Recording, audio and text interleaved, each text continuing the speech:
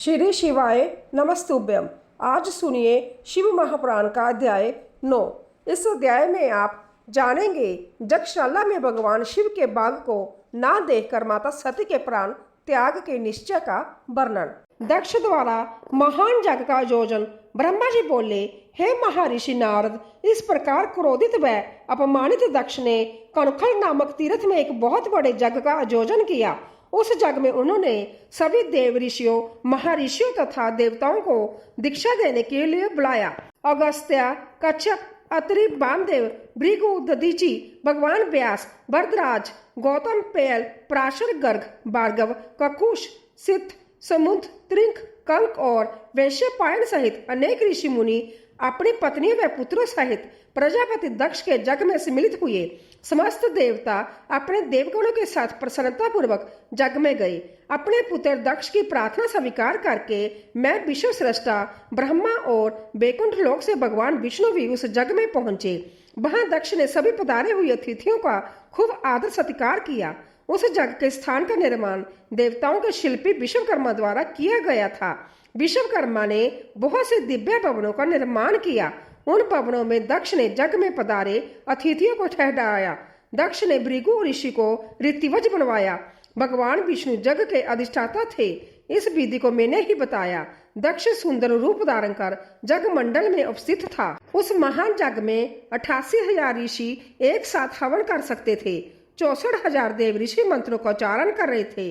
सभी मगन होकर वेद मंत्रों का गान कर रहे थे। दक्ष ने उस महायज्ञ में गंधर्वों, विद्याधरों, सिद्धों, ब्राह्मण, आदित्यों व उनके गणों तथा नागों को भी आमंत्रित किया था। साथ ही देश विदेश के अनेक राजा उसमें उपस्थित थे, जो अपनी सेना एवं दरबारियों सहित यज्ञ में पधारे थे। कौतुक और मंगलाचरण कर दक्ष ने यज्ञ की दीक्षा ली, परंतु उस दुरात्मा दक्ष ने त्रिलोकीनाथ करुणा निदान भगवान शिव को यज्ञ के लिए निमंत्रण नहीं भेजा था, न ही अपनी पुत्री सती को ही बुलाया था। दक्ष के अनुसार भगवान शिव कपालधारी है, इसीलिए उन्हें यज्ञ में स्थान देना गलत है। सती भी शिव जी की पत्नी होने के कारण कपाली बार्या हुई। अंत्या उन्हें भी बुलाना पूर्णतः अनुचित था। दक्ष का यज्ञ महोत्सव अत्यंत धूमधाम एवं हर्ष उल्लास से आरंभ हुआ। सभी ऋषि मुनि अपने अपने कार्य में संलग्न हो गए। तभी वहां महर्षि दधीचि पधारे। उस यज्ञ में भगवान शंकर को ना पाकर दधीचि बोले, हे श्रेष्ठ देवताओं और महर्षियों, मैं आप सभी को श्रद्धा पूर्वक नमस्कार करता हूँ।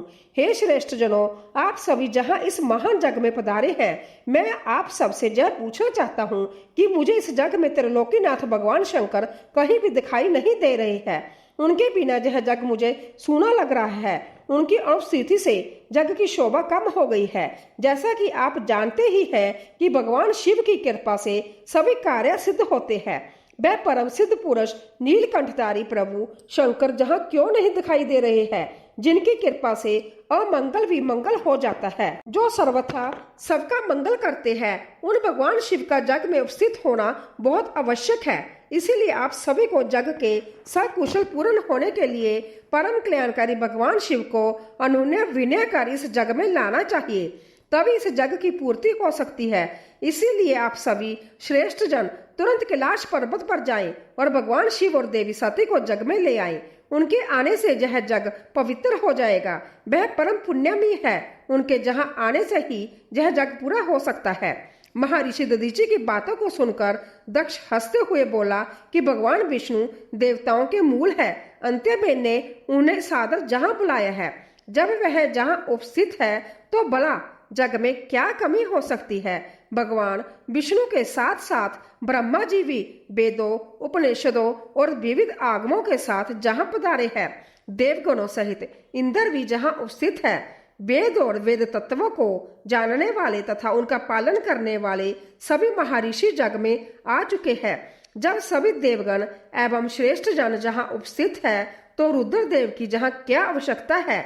मैंने सिर्फ ब्रह्मा जी के कहने पर अपनी पुत्री सती का विवाह शिवजी से कर दिया था। मैं जानता हूँ कि वह कुलहीन है। उनके माता पिता का कुछ भी पता नहीं है। वह भूति, प्रेतों और पिशाचों के स्वामी है। वह संभव ही अपनी प्रशंसा करते हैं। वह मुड़ जड़, मौनी और ईर्ष्यालु होने के कारण यज्ञ में बुलाए जाने के योग्य नहीं है। अंत्य दधीचि जी, आप उन्हें यज्ञ में बुलाने के लिए ना कहें। आप सब ऋषि मुनि मिलकर अपने सहयोग से मेरे इस यज्ञ को सफल बनाएं। दक्ष की बात सुनकर दधीचि मुनि बोले, हे दक्ष, परम कल्याणकारी भगवान शिव को जग में ना बुलाकर तुमने इस जग को पहले ही भंग कर दिया है।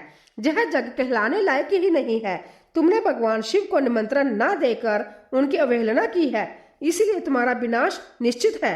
यह कहकर दधीचि वहां से अपने आश्रम चले गए। उनके पीछे पीछे भगवान शिव का अनुसरण करने वाले सभी ऋषि मुनि भी वहां से चले गए। दक्ष के समर्थकों ने जग छोड़कर गए ऋषि मुनियों के प्रति व्यंग भरे वचनों का प्रयोग किया। इस प्रकार प्रसन्न होकर दक्ष बोलने लगे कि यह बहुत अच्छी बात है कि मंद बुद्धि और मिथ्यावाद में लगे दुराचारी मनुष्य सभी इस जग का त्याग करके संभ्या ही चले गए हैं। भगवान विष्णु और ब्रह्मा जी, जो कि सभी वेदों के ज्ञाता है और वेद तत्वों से परिपूर्ण है, इस जग में उपस्थित है। यह ही मेरे जग को सफल बनाएंगे। ब्रह्मा जी बोले कि दक्ष की यह बातें सुनकर वह सभी शिव माया से मोहित हो गए। सभी देव ऋषि आदि देवताओं का पूजन करने लगे। इस प्रकार जग पुण्य आरंभ हो गया। मुनिश्रेष्ठ, इस प्रकार वहां जग स्थल पर रुके अनेक देव ऋषि और मुनि वहां पुण्य जग को पूर्ण करने हेतु पूजन करने लगे।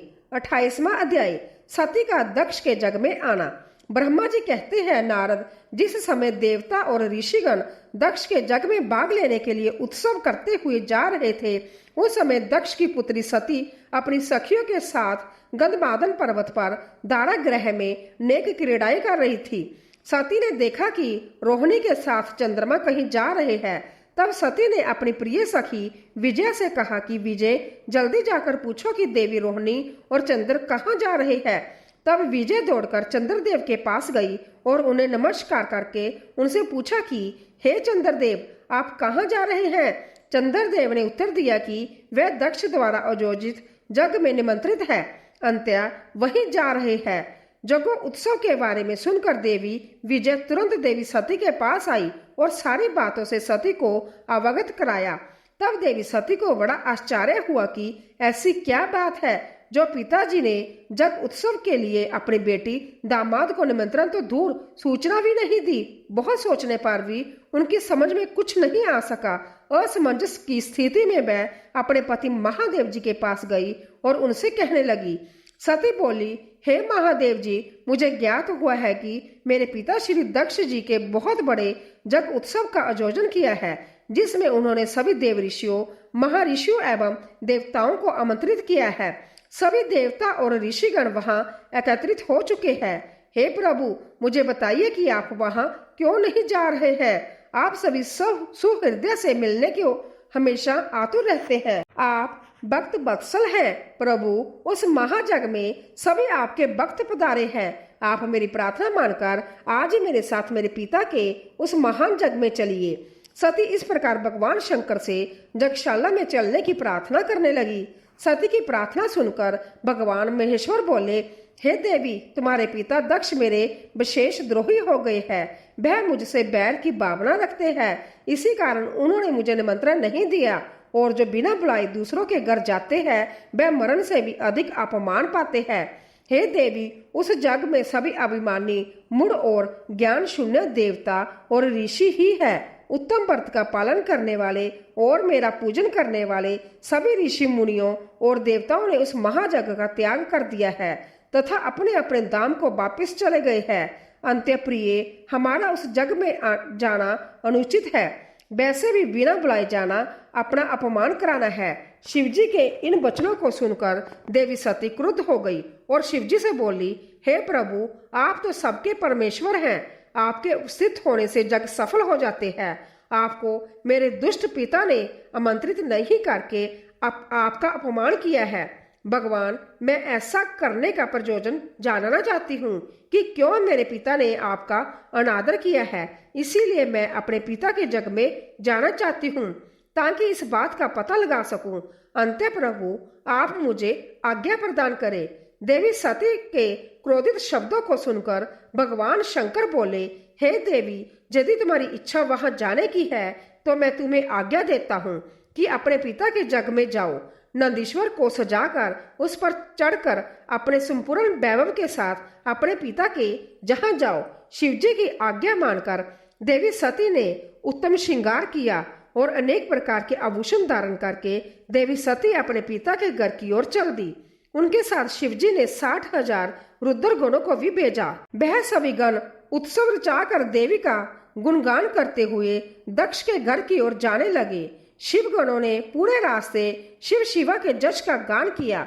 उस यात्रा काल में जगदम्बा बहुत शोभा पा रही थी। उनकी जय जयकार से सारी दिशाएं गूंज रही थी। 29वां अध्याय, यज्ञशाला में सती का अपमान। ब्रह्मा जी बोले, हे नारद, दक्ष कन्या देवी सती उस स्थान पर गई जहां महान जग उत्सव चल रहा था, जहां देवता, असुर और मुनि साधु संत अग्नि में मंत्र उच्चारण के साथ आहुतियां डाल रहे थे। सती ने अपने पिता के घर में अनेक आश्चर्यजनक बहुमूल्य वस्तुएं देखी। अनेक मनोहारी और उत्तम आवा से परिपूर्ण धन धान्य से युक्त दक्ष का भवन अनोखी शोभा पा रहा था। देवी सती नंदी से उतरकर अकेली ही यज्ञशाला के अंदर चली गई। सती को वहां आया देखकर उनकी माता और बहनें बहुत प्रसन्न हुई और देवी सती का खूब आदर सत्कार करने लगी। परंतु उनके पिता दक्ष ने उनको देखकर कोई खुशी जाहिर ना की और ना ही उनकी तरफ ध्यान दिया।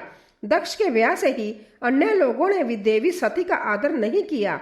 सभी के व्यवहार में तिरस्कार देखकर देवी सती को बहुत आश्चर्य हुआ। फिर भी उन्होंने अपने माता पिता के चरणों में मस्तक झुकाया। देवी सती ने जग में सभी देवताओं का अलग अलग बाग देखा। जब सती को अपने पति भगवान शिव का बाग वहां दिखाई नहीं दिया तो उन्हें बहुत क्रोध आया। अपमानित होने के कारण देवी सती दक्ष को लताड़ते हुए बोली, हे प्रजापति, आपने परम मंगलकारी भगवान शिव को इस जग में क्यों नहीं बुलाया, जिनकी उपस्थिति से ही सारा जगत पवित्र हो जाता है। भगवान शिव जग वेताओं में श्रेष्ठ है, वह ही जग के अंग है, वह ही जजमान है। जब सब कुछ वह ही है तो उनके बिना इस महाजग की सिद्धि कैसे हो सकती है। उनके बिना तो यह जग अपवित्र है। आपने भगवान शिव को सामान्य समझकर उनका घोर अनादर किया है। शायद आपकी बुद्धि के भ्रष्ट होने के कारण ही ऐसा हुआ है। मुझे तो यह समझ में नहीं आ रहा है कि बिना भगवान शिव के आए जब विष्णु और ब्रह्मा सहित सभी ऋषि मुनि इस जग में कैसे आ गए। तभी देवी सती मेरे सम्मुख खड़ी हुई और विष्णु सहित सभी उपस्थित देवताओं व ऋषियों और मुनियों को डांटने लगी और उन्हें बहुत फटकारा। ब्रह्मा जी बोले, हे मुनि श्रेष्ठ नारद, क्रोध से भरी देवी जगदम्बा ने अत्यंत दुखी मन से हम सभी देवता और मुनियों को बहुत सी बातें सुनाई।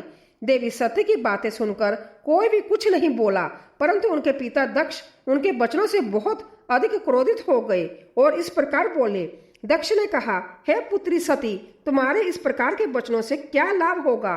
तुम बिना बात के सभी का अपमान कर रही हो। वैसे भी मैंने तुम्हें जहां आने का कोई निमंत्रण नहीं दिया था, तो तुम क्यों चली आई। तुम जहां खड़ी रहो जब वापस चली जाओ, तुम्हारी इच्छा है। वैसे भी जहां उपस्थित सभी देवता और ऋषि मुनि यह जानते हैं कि तुम्हारे पति शिव अमंगलकारी है। उन्हें वेदों से वशीकृत किया गया है। वह भूतों, प्रेतों तथा पिशाचों के स्वामी है। उन्होंने बहुत बुरा वेश धारण किया है, इसीलिए मैंने रुद्र को इस महाजग में नहीं बुलाया है। मैंने बिना सोचे समझे ब्रह्मा जी के कहने पर तुम्हारा विवाह उनसे कर दिया, नहीं तो शिव इस योग्य नहीं है कि उनसे किसी भी प्रकार से कोई संबंध बनाया जाए। अब तुम आ ही गई हो तो स्थान ग्रहण कर लो, आगे तुम्हारी जैसी इच्छा, हमारा कोई आग्रह नहीं है। दक्ष की यह बातें सुनकर उनकी दुहिता सती ने अपने पति की बुराई करने वाले अपने पिता को देखा तो उनके मन में रोष बढ़ गया। वह क्रोध से बढ़ गई। तब वह मन में ही विचार करने लगी कि अब मैं शिवजी के सामने कैसे जाऊंगी। यदि किसी तरह उनके पास चली भी गई तो उनके द्वारा जग का समाचार पूछने पर क्या कहूंगी। यह सब सोचकर वह अपने पिता दक्ष से बोली, जो त्रिलोकीनाथ करुणा निदान महादेव जी की निंदा करता अथवा सुनता है वह हमेशा के लिए नरक में जाता है। अर्थात जब तक सूर्य और चंद्रमा का अस्तित्व है उसे नरक भोगना पड़ता है। इस प्रकार देवी सती को वहां आने पर बहुत पश्चाताप हो रहा था। अपने पति भगवान शिव की अवहेलना को वह सहन नहीं कर पा रही थी।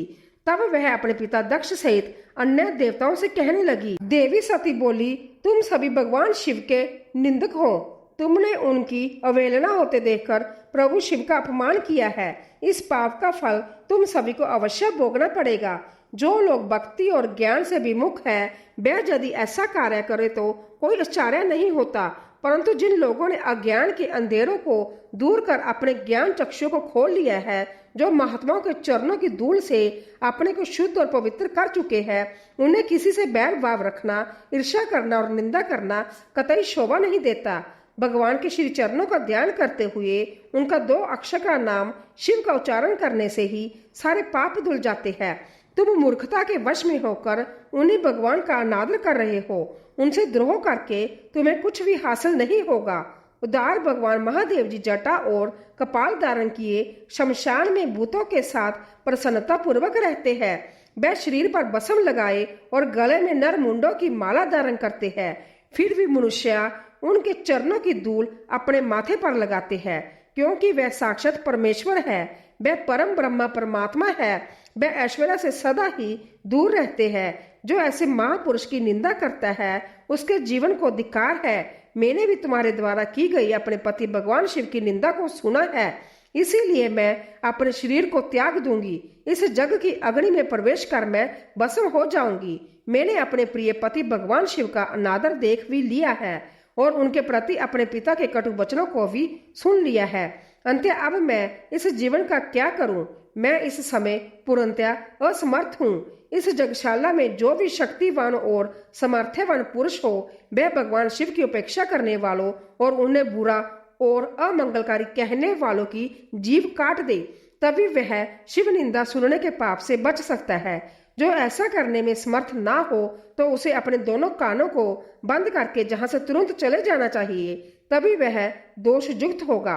फिर देवी सती अपने पिता दक्ष की ओर मुख करके बोली, जब मेरे पति महादेव जी मुझे आपके साथ संबंध होने के कारण दक्षयानी कहकर पुकारेंगे तो मैं कैसे कुछ कह पाऊंगी। हे पिताजी, आपने मेरे पति का घोर अपमान करके मुझे उनके सामने जाने लायक भी नहीं छोड़ा, इसीलिए मेरे पास अब एक ही रास्ता शेष है। मैं आपके द्वारा प्राप्त इस घृणित शरीर का आपके सामने ही त्याग कर दूंगी। तत्पश्चात सती वहां उपस्थित सभी देवताओं से बोली कि तुम सबने करुणा निदान भगवान शिव की निंदा सुनी है, इसीलिए तुम्हारे कर्मों का दुष्परिणाम तुम्हें अवश्य मिलेगा। मेरे पति भगवान शिव तुम सबको इसका दंड अवश्य ही देंगे। उस समय देवी बहुत क्रोधित थी। यह सब कहकर वह चुप हो गई और अपने मन में अपने प्राण वल्लभ भगवान शिव का स्मरण करने लगी। 30वां अध्याय, सती द्वारा जो अग्नि से शरीर को भस्म करना। ब्रह्मा जी से श्री नारद जी ने पूछा, हे पितामह, जब सती जी ऐसा कहकर मौन हो गई तब वहां क्या हुआ? देवी सती ने आगे क्या किया? इस प्रकार नारद जी ने अनेक प्रश्न पूछ डाले और ब्रह्मा जी से प्रार्थना की कि वे आगे की कथा सविस्तार सुनाइए। यह सुनकर ब्रह्मा जी मुस्कुराए और प्रसन्नता पूर्वक कहने लगे, हे नारद, मौन होकर देवी सती अपने पति भगवान शिव का स्मरण करने लगी। उनका स्मरण करने के बाद उनका क्रोधित मन शांत हो गया। तब शांत मनोभाव से शिव जी का चिंतन करती हुई देवी सती पृथ्वी पर उत्तर की ओर मुख करके बैठ गई। तब शाद विधि पूर्वक जल से आचमन करके उन्होंने वस्त्र ओढ़ लिया। फिर पवित्र भाव से उन्होंने अपनी दोनों आंखें मूंद ली और पुण्य शिव जी का चिंतन करने लगी। सती ने प्राणायाम से प्राण और अपान को एक रूप करके नाभि में स्थित कर लिया। सांसों को संयत कर नाभि चक्र के ऊपर हृदय में स्थापित कर लिया। सती ने अपने शरीर में जोग मार्ग के अनुसार बाजू और अग्नि को स्थापित कर लिया। तब उनका शरीर जोग मार्ग में स्थित हो गया। उनके हृदय में शिवजी विद्यमान थे। यही वह समय था जब उन्होंने अपना शरीर त्याग दिया था। उनका शरीर जग की पवित्र जोग अग्नि में गिरा और पल भर में ही भस्म हो गया। वहां उपस्थित मनुष्यों सहित देवताओं ने जब यह देखा कि देवी सती भस्म हो गई है तो आकाश और भूमि पर हाहाकार मच गया। यह हाहाकार सभी को व्यावित कर रहा था। सभी लोग कह रहे थे कि किस दुष्ट के दुर्व्यवहार के कारण भगवान शिव की पत्नी सती ने अपनी देह का त्याग कर दिया है, तो कुछ लोग दक्ष की दुष्टता को धिक्कार रहे थे, जिसके व्यवहार से दुखी होकर देवी सती ने यह कदम उठाया था। सभी सत्पुरुष उनका सम्मान करते थे। उनका हृदय असहिष्णु था। उन्होंने ऐसी महान देवी और उनके पति करुणा निदान भगवान शिव का अनादर और निंदा करने वाले दक्ष को भी कोसा। सभी कह रहे थे कि दक्ष ने अपनी ही पुत्री को प्राण त्यागने के लिए मजबूर किया है, इसीलिए दक्ष अवश्य ही महानर्क में जाएगा और पूरे संसार में उसका अपजश होगा। दूसरी ओर देवी सती के साथ पधारे सभी शिवगणों ने जब यह दृश्य देखा तो उनके क्रोध की कोई सीमा न रही। वह तुरंत अपने अस्त्र शस्त्र लेकर दक्ष को मारने के लिए दौड़े। वह 60,000 पार्षदगण क्रोध से चिल्ला रहे थे और अपने को ही धिक्कार रहे थे कि जहां उपस्थित होते हुए भी हम अपनी माता देवी सती की रक्षा नहीं कर पाए। उनमें से कई पार्षदों ने तो संभव अपने शरीर का त्याग कर दिया। बचे हुए सभी शिवगण दक्ष को मारने के लिए बड़ी तेजी से आगे बढ़ रहे थे।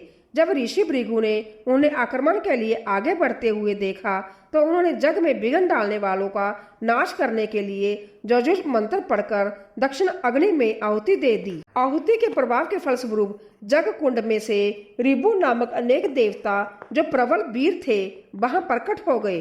रिबु नामक सहस्रों देवताओं और शिवगणों में भयानक युद्ध होने लगा। वह देवता ब्रह्मा तेज से संपन्न थे। उन्होंने शिवगणों को मारकर तुरंत भगा दिया। इससे वहां जग में और अशांति फैल गई। सभी देवता और मुनि भगवान विष्णु से इस विघ्न को टालने की प्रार्थना करने लगे। देवी सती का भस्म हो जाना और भगवान शिव के गणों को मारकर वहां से भगाए जाने का परिणाम सोचकर सभी देवता और ऋषि विचलित थे। हे नारद, इस प्रकार दक्ष के उस महाजग उत्सव में बहुत बड़ा उत्पात मच गया था और सब और त्राही त्राही मच गई थी। सभी भावी परिणाम की आशंका से व्यावित दिखाई दे रहे थे। 31वां अध्याय आकाशवाणी। ब्रह्मा जी कहते हैं, हे नारद, जब दक्ष के उस महान जग में घोर उत्पात मचा हुआ था और सभी डर के कारण व्यावित हो रहे थे तो उस समय वहां पर एक आकाशवाणी हुई। हे मूर्ख दक्ष, तूने यह बहुत बड़ा अनर्थ कर दिया है। तूने शिव भक्त दधीचि के कथन को प्रमाणिक नहीं माना जो तेरे लिए परम मंगलकारी और आनंददायक था। तूने उनका भी अपमान किया और वह तुझे शाप देकर तेरी यज्ञशाला से चले गए। तब भी तू कुछ भी नहीं समझा। तूने अपने घर में संभव आई साक्षात मंगल स्वरूपा अपनी पुत्री सती का अपमान किया है। तूने सती और शंकर का पूजन भी नहीं किया। अपने को ब्रह्मा जी का पुत्र समझकर तुझे बहुत घमंड हो गया था। तूने उस सती देवी का अपमान किया जो सत्पुरुषों की भी तपस्या आराध्य है। वह समस्त पुण्यों का फल देती है। वह तीनों लोकों की माता, कल्याण स्वरूपा और भगवान शंकर की अर्धांगिनी है। सती देवी प्रसन्न होने पर सुख और सौभाग्य प्रदान करती है। वह परम मंगलकारी है। देवी सती की पूजा करने से समस्त व्ययों से छुटकारा मिल जाता है और मनोवांछित फलों की प्राप्ति होती है। देवी सभी उपद्रवों को नष्ट कर देती है। वह ही पराशक्ति है तथा कीर्ति, संपत्ति, भोग और मोक्ष प्रदान करती है। वह ही जन्मदात्री है अर्थात जन्म देने वाली माता है। वह इस जगत की रक्षा करने वाली आदि शक्ति है और वह ही प्रलय काल में जगत का संहार करने वाली है। साथ ही भगवान विष्णु सहित ब्रह्मा, इंद्र, चंद्र, अग्नि, सूर्य देव आदि सभी देवताओं की जननी है। वह साक्षात जगदम्बा है। वह ही दुष्टों का नाश करने वाली और भक्तों की रक्षा करने वाली है। ऐसी उत्तम महिमा और गुणों वाली भगवान शिव की प्राण प्रिय धर्म पत्नी का तूने इस जग में अपमान किया है। भगवान शिव तो परम ब्रह्मा परमेश्वर है। वह सबके स्वामी है। वह सबका कल्याण करते हैं। सभी मनुष्य प्रभु का दर्शन पाने की अभिलाषा सदैव अपने मन में रखते हैं। दर्शनों की इच्छा के लिए घोर तपस्या करते हैं। वह भगवान शिव ही जगत को धारण कर उसका पालन पोषण करते हैं। वह ही समस्त विद्याओं के ज्ञाता और मंगलों का भी मंगल करने वाले हैं।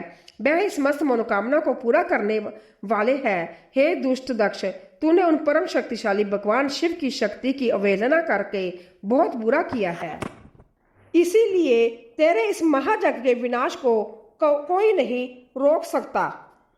जिनके चरणों की धूल शेषनाग रोज अपने मस्तक पर धारण करते हैं, जिनके चरण कमल का ध्यान करने से ब्रह्मा को ब्रह्मा तत्व प्राप्त हुआ है, तूने उनका और उनकी पत्नी सती का पूजन ना करके बहुत अनिष्ट किया है। भगवान शिव इस संपूर्ण जगत के पिता और उनकी पत्नी देवी सती इस जगत की माता है। तूने उन माता पिता का सत्कार ना कर उनका घोर अपमान किया है। अब तेरा कल्याण कैसे हो सकता है? तूने संभ्या दुर्भाग्य से अपना नाता जोड़ लिया है। तूने देवी सती और भगवान शिव की भक्ति भाव से आराधना नहीं की। तेरी यह सोच ही कि कल्याणकारी शिव का पूजन किए बिना भी मैं कल्याण का भागी हो सकता हूँ, तुझे ले डूबेगी। तेरा सारा घमंड नष्ट हो जाएगा। जहाँ बैठा कोई भी देवता शिव जी के विरुद्ध होकर तेरी सहायता नहीं कर पाएगा। यदि करना भी चाहेगा तो संभ्या भी नष्ट हो जाएगा।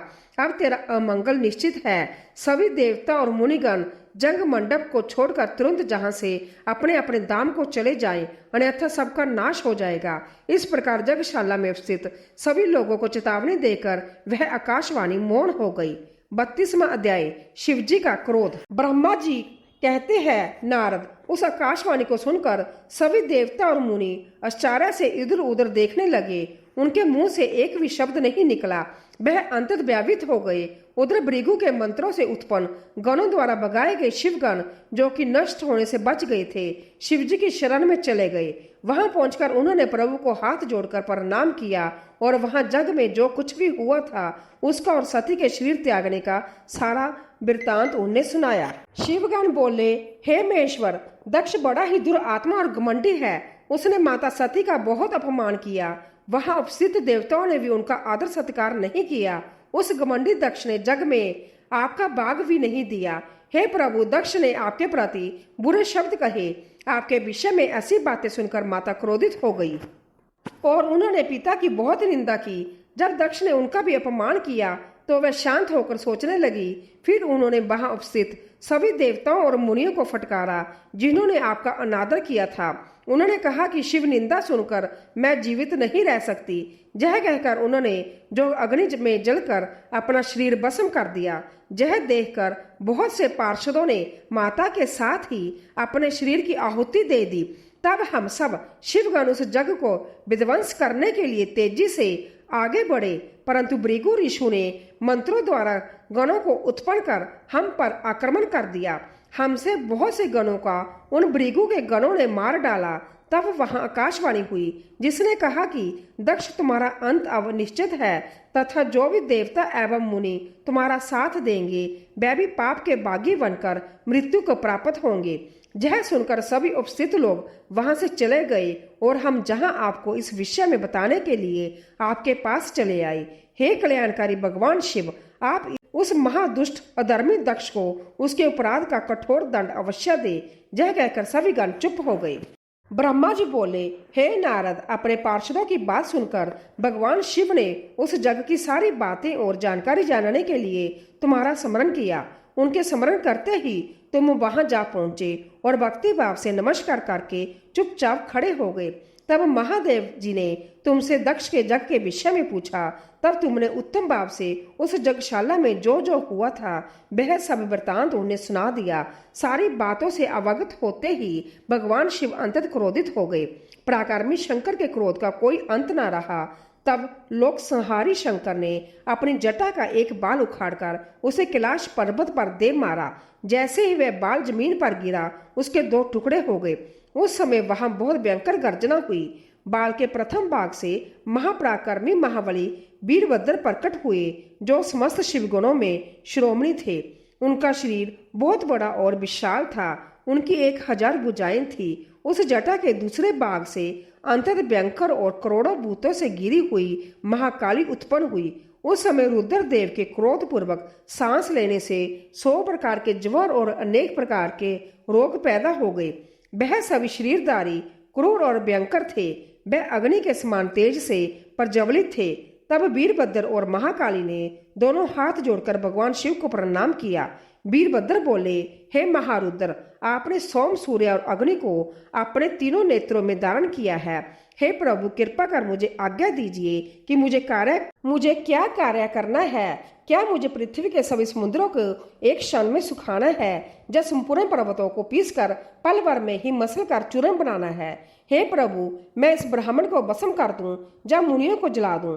भगवान, आपका आदेश पाकर मैं समस्त लोकों में उलट पुलट कर सकता हूँ। आपके इशारा करने से ही मैं जगत के समस्त प्राणियों का विनाश कर सकता हूँ। आपकी आज्ञा पाकर ही इस संसार में सभी कार्यों को कर सकता हूँ। हे प्रभु, मेरे समान पराक्रमी ना तो कोई हुआ है और ना ही होगा।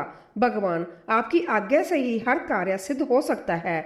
मुझे जैसा भी शक्तियां आपकी ही कृपा से प्राप्त हुई है, बिना आपकी आज्ञा के एक तिनका भी नहीं हिल सकता। हे करुणा निदान, मैं आपके चरणों में प्रणाम करता हूँ। आप अपने कार्य की सिद्धि की जिम्मेदारी मुझे सौंपिए, मैं उसे पूर्ण करने का पूरा प्रयास करूंगा। हे प्रभु, आपके चरणों का मैं हर समय चिंतन करता रहता हूँ। आपकी भक्ति परम उत्तम है। आप बिना कहे ही अपने भक्तों की समस्त इच्छाओं को पूरा करके उन्हें मनोवांछित और अविष्ट फल प्रदान करते हैं। आप भक्त वत्सल हैं। भगवान, मुझे कार्य करने का आदेश दे तथा साथ ही उस कार्य की सफलता का भी आशीर्वाद दे। ब्रह्मा जी बोले, हे मुनि श्रेष्ठ, वीरभद्र के यह वचन सुनकर शिव जी को बहुत संतोष हुआ तथा उन्होंने वीरभद्र को अपना आशीर्वाद प्रदान किया। भगवान शिव बोले, पार्षदों में श्रेष्ठ वीरभद्र, तुम्हारी जय हो। ब्रह्मा जी का पुत्र दक्ष बड़ा ही दुष्ट है, उसे अपने पर बहुत घमंड है। इस समय वह एक बहुत बड़ा जग कर रहा है। उसने उस जग में मेरा बहुत अपमान किया है। मेरी पत्नी ने मेरा अपमान होता हुआ देखकर उसी जग की अग्नि में अपने शरीर को भस्म कर दिया है। अब तुम सब परिवार उस जग में जाओ, वहां जगशाला में जाकर तुम उस जग को विनष्ट कर दो। यदि देवता, गंधर्व अथवा कोई अन्य तुम्हारा सामना करे और तुम्हें ललकारे तो तुम उसे वहीं वसम कर देना। दीदी की दी हुई चेतावनी के बाद भी जो देवतागण वहां जग में मौजूद है, तुम उन्हें भी वसम कर देना, क्योंकि वह सभी मुझसे बैर रखते हैं। तुम उन सभी को बंधु बांधवों सहित जलाकर भस्म कर देना। वहां कलशों में भरे हुए जल को पी लेना। इस प्रकार वैदिक मर्यादा के पालक भक्त वत्सल करुणा निदान शिव ने क्रोधित होकर वीरभद्र को जग का विनाश करने का आदेश दिया। 33वां अध्याय, वीरभद्र और महाकाली का जगशाला की ओर प्रस्थान। ब्रह्मा जी कहते हैं, हे नारद, महेश्वर के आदेश के आदर पूर्वक सुनकर वीरभद्र ने शिव जी को प्रणाम किया। तत्पश्चात उनसे आज्ञा लेकर वीरभद्र जगशाला की ओर चल दिए। शिव जी ने प्रलय की अग्नि के समान और करोड़ों गणों को उनके साथ भेज दिया। वह अंतत तेजस्वी थे। वह सभी वीरगण कोहतूल पे वीरभद्र के साथ साथ चल दिए। उसमें हजारों पार्षद वीरभद्र की तरह ही महापराक्रमी और बलशाली थे। बहुत से काल के विकाल भगवान रुद्र के समान थे। वह शिव जी के समान ही शोभा पा रहे थे। तब शायद वीरभद्र शिव जी जैसा वेश धारण कर ऐसे रथ पर चढ़कर चले जो 400 हाथ लंबा था, और इस रथ को 10,000 शेर खींच रहे थे, और बहुत से हाथी, शार्दुल, मगर, मत्स्य उस रथ की रक्षा के लिए आगे आगे चल रहे थे। काली, कत्यानी, ईशानी, चामुंडा, मुंडमर्दनी, भद्रकाली, भद्रा, तवीरता और वैष्णवी नामक नव दुर्गाओं ने भी भूतों पिशाचों के साथ दक्ष के जग का विनाश करने के लिए उस ओर प्रस्थान किया।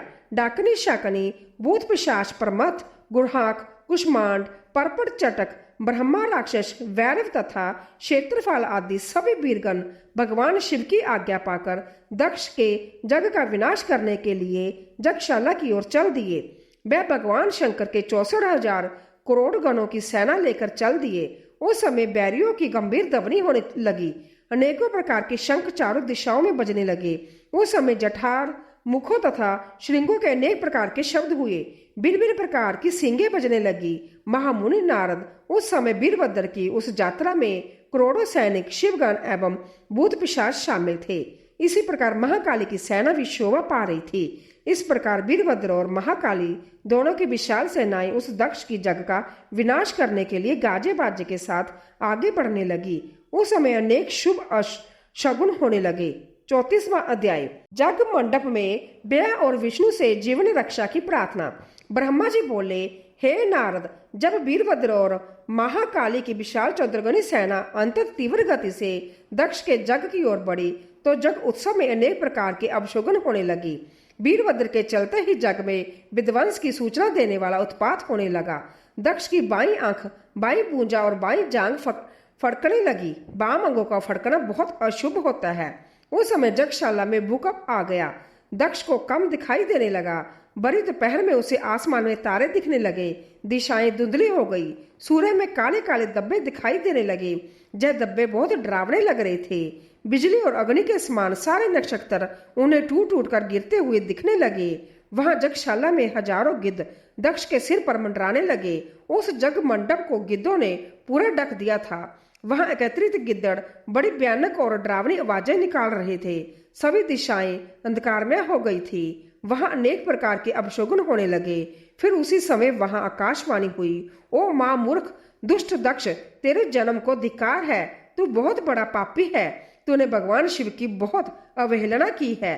तूने देवी सती, जो कि साक्षात जगदम्बा रूप है, का भी अनादर किया है। सती ने तेरी ही वजह से अपने शरीर को जोगा अग्नि में जलाकर भस्म कर दिया है। तुझे तेरे कर्मों का फल जरूर मिलेगा। आज तुझे तेरी करने का फल अवश्य ही मिलेगा। साथ ही जहाँ उपस्थित सभी देवताओं और ऋषि मुनियों को भी अवश्य ही उनकी करने का फल मिलेगा। भगवान शिव तुम्हें तुम्हारे पापों का फल जरूर देंगे। इस प्रकार कहकर वह आकाशवाणी मौन हो गई। उस आकाशवाणी को सुनकर और वहां यज्ञशाला में प्रकट हो रहे अनेक अशुभ लक्षणों को देखकर दक्ष तथा वहां उपस्थित सभी देवतागण भय से कांपने लगे। दक्ष को अपने द्वारा किए गए व्यवहार का स्मरण होने लगा। उसे अपने किए पर बहुत पछतावा होने लगा। तब दक्ष सहित सभी देवता श्री हरि विष्णु की शरण में गए। वे डरे हुए थे। वैसे कामते हुए वे सभी लक्ष्मीपति विष्णु जी से अपनी जीवन की रक्षा की प्रार्थना करने लगे। 35वां अध्याय, वीरभद्र का आगमन। दक्ष बोले, हे विष्णु कृपा निदान, मैं बहुत व्यावित हूँ। आपको ही मेरी और मेरी जग की रक्षा करनी है। प्रभु आप ही इस जग के रक्षक हैं। आप साक्षात जग स्वरूप हैं। आप हम सब पर अपनी कृपा दृष्टि बनाइए। हम सब आपकी शरण में आए हैं। प्रभु हमारी रक्षा करे ताकि जग का विनाश ना हो। ब्रह्मा जी कहते हैं, मुनि नारद। इस प्रकार जब दक्ष ने भगवान विष्णु के चरणों में गिरकर उनसे प्रार्थना की, उस समय दक्ष का मन व्यय से बहुत अधिक व्याकुल था। तब श्री हरि ने दक्ष को उठाकर अपने मन में करुणा निदान भगवान शिव का स्मरण किया और शिव तत्व से के ज्ञाता श्री हरि दक्ष को समझाते हुए बोले, दक्ष तुम्हें तत्व का ज्ञान नहीं है, इसीलिए तुमने सबके अधिपति भगवान शंकर की अवहेलना की है। भगवान की स्तुति के बिना कोई भी कार्य सफल नहीं हो सकता। उस कार्य में अनेक परेशानियां आती है। जहाँ पूजनीय व्यक्तियों की पूजा नहीं होती, वहाँ गरीबी, मृत्यु तथा व्यय का निवास होता है। इसीलिए तुम्हें भगवान शिव का सम्मान करना चाहिए, परंतु तुमने महादेव का सम्मान और आदर सत्कार नहीं किया, अपितु तुमने उनका घोर अपमान किया है। इसी के कारण तुम्हारे ऊपर घोर संकट के बादल मंडरा रहे हैं। मैं तुम पर छाए इस संकट से तुम्हें उबारने में पूर्णतः असमर्थ हूँ। ब्रह्मा जी कहते हैं, नारद भगवान विष्णु का वचन सुनकर दक्ष सोच में डूब गया। उसके चेहरे का रंग उड़ गया और वह घोर चिंता में पड़ गए। तभी भगवान शिव द्वारा भेजे गए गणों सहित वीरभद्र और महाकालिका उनकी सेनाओं सहित उस यज्ञशाला में प्रवेश हुआ। वे सभी महान पराक्रमी थे। उनकी गणना करना असंभव था। उनके सिंहनाद से सारी दिशाएं गूंज रही थी।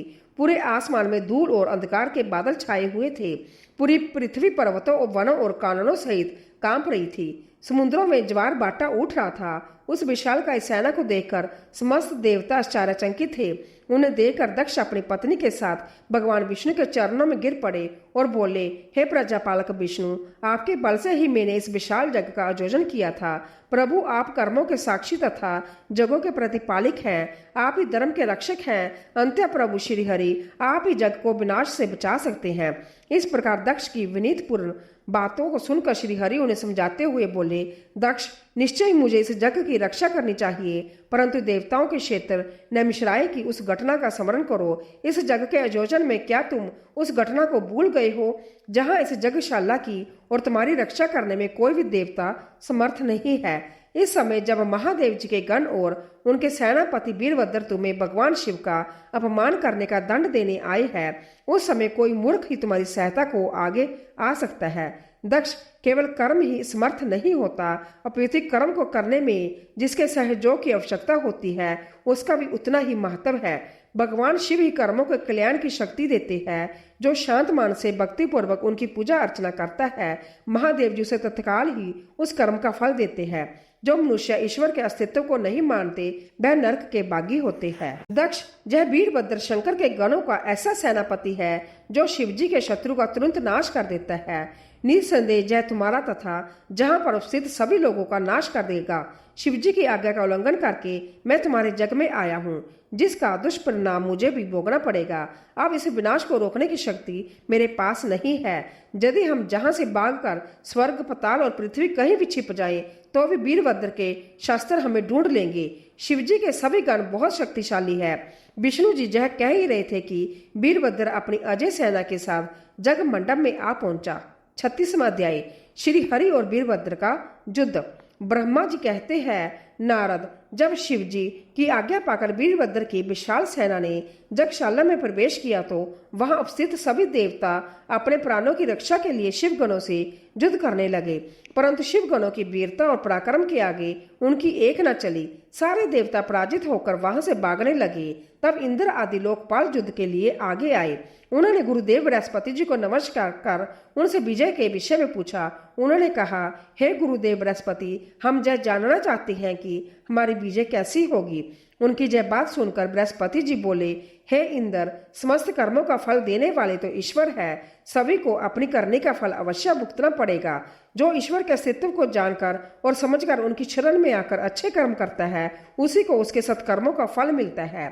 परंतु जो ईश्वर की आज्ञा के विरुद्ध कार्य करते हैं, वह ईश्वर द्रोही कहलाता है और उसे किसी भी अच्छे फल की प्राप्ति नहीं होती। उन परम पुण्य भगवान शिव के स्वरूप को जानना अत्यंत कठिन है। वह सिर्फ अपने भक्तों के ही अधीन है, इसीलिए उन्हें भक्त वत्सल भी कहा जाता है। भक्ति और ईश्वर सत्ता में विश्वास न रखने वाले मनुष्य यदि वेदों का 10,000 बार भी अध्ययन कर ले तो भी भगवान शिव के स्वरूप को भलीभांति नहीं जान पाएंगे। भगवान शिव के शांत, निर्विकार एवं उत्तम दृष्टि के ध्यान करने एवं उनकी उपासना करने से ही शिव तत्व की प्राप्ति होती है। तुम उन करुणा निदान भगवान महेश्वर की अवहेलना करने वाले उस मूर्ख दक्ष के निमंत्रण पर जहां इस जग में भाग लेने आ गए हो, भगवान शिव की पत्नी देवी सती का भी इस जग में घोर अपमान हुआ है। उन्होंने इसी जग में अपने प्राणों की आहुति दे दी है। इसी कारण भगवान शंकर ने रुष्ट होकर इस जग का विध्वंस करने के लिए वीरभद्र के नृतत्व में अपने शिवगणों को भेजा है। अब इस जग के विनाश को रोक पाना किसी के भी वश में नहीं है। अब चाह कर भी तुम लोग कुछ नहीं कर सकते। बृहस्पति जी के जय वचन सुनकर इंद्र सहित अन्य देवता चिंता में पड़ गए। सभी वीरभद्र और अन्य शिवगण उनके निकट पहुंच गए। वहां वीरभद्र ने उन सभी को बहुत डांटा और फटकारा। गुस्से से वीरभद्र ने इंद्र सहित सभी देवताओं पर अपने तीखे बाणों से प्रहार करना शुरू कर दिया। बाणों से घायल हुए सभी देवताओं में हाहाकार मच गया और वह अपने प्राणों की रक्षा के लिए जगमंडप से भाग खड़े हुए। यह देखकर वहां स्थित सभी ऋषि मुनि भयभीत होकर श्री हरि के सम्मुख प्राण रक्षा के लिए प्रार्थना करने लगे। तब मैं और विष्णु जी वीरभद्र से युद्ध करने के लिए उनके पास गए। हमें देखकर वीरभद्र, जो पहले से ही क्रोधित थे, हम सबको डांटने लगे। उनके कठोर वचनों को सुनकर विष्णु जी मुस्कुराते हुए बोले, हे शिव भक्त वीरभद्र, मैं भी भगवान शिव का ही भक्त हूँ। उनमें मेरी अपार श्रद्धा है। मैं उन्हीं का सेवक हूँ। परंतु दक्ष अज्ञानी और मूर्ख है। यह सिर्फ कर्म कांडों में ही विश्वास रखता है। जिस प्रकार महेश्वर भगवान अपने भक्तों के अधीन है, उसी प्रकार मैं भी अपने भक्तों के ही अधीन हूँ। दक्ष मेरा अनन्य भक्त है। उसकी बारंबार प्रार्थना पर मुझे इस जग में उपस्थित होना पड़ा। हे वीरभद्र, तुम रुद्रदेव के रौद्र रूप अर्थात क्रोध से उत्पन्न हुए हो। तुम्हें भगवान शंकर ने इस जग का विनाश करने के लिए जहाँ भेजा है, उनकी आज्ञा तुम्हारे लिए शिरोधार्य है। मैं इस जग का रक्षक हूँ। अंततः इसे बचाना मेरा पहला कर्तव्य है। इसीलिए तुम भी अपना कर्तव्य निभाओ और मैं भी अपना कर्तव्य निभाता हूँ। हम दोनों को ही अपने उत्तरदायित्व की रक्षा के लिए आपस में युद्ध करना पड़ेगा।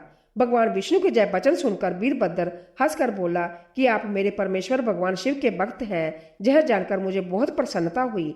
भगवान, मैं आपको नमस्कार करता हूँ। आप मेरे लिए भगवान शिव के समान ही पूजनीय हैं। मैं आपका आदर करता हूँ, परंतु शिव आज्ञा के अनुसार मुझे इस जग का विनाश करना है। ये मेरा कर्तव्य है। जग का रक्षक होने के नाते इसे बचाना आपका उत्तरदायित्व है। अंततः हम दोनों को ही अपना अपना कार्य करना है। तब श्री हरि और वीरभद्र दोनों ही युद्ध के लिए तैयार हो गए। तत्पश्चात दोनों में घोर युद्ध हुआ। अंत में वीरभद्र ने भगवान विष्णु के सुदर्शन चक्र को जड़ कर दिया। उनके धनुष के 3 टुकड़े कर दिए। वीरभद्र विष्णु जी पर भारी पड़ रहे थे। तब उन्होंने वहां से अंतर्धान होने का विचार किया। सभी देवता व ऋषिगण यह समझ चुके थे कि यह जो कुछ हो रहा है वह देवी सती के प्रति अन्याय और शिवजी के अपमान का ही परिणाम है। इस संकट की घड़ी में कोई भी उनकी रक्षा नहीं कर सकता। तब वह देवता और ऋषिगण शिवजी का स्मरण करते हुए अपने अपने लोक को चले गए। मैं भी दुखी मन से अपने सत्यलोक को चला आया। उस जग स्थल पर बहुत उपद्रव हुआ।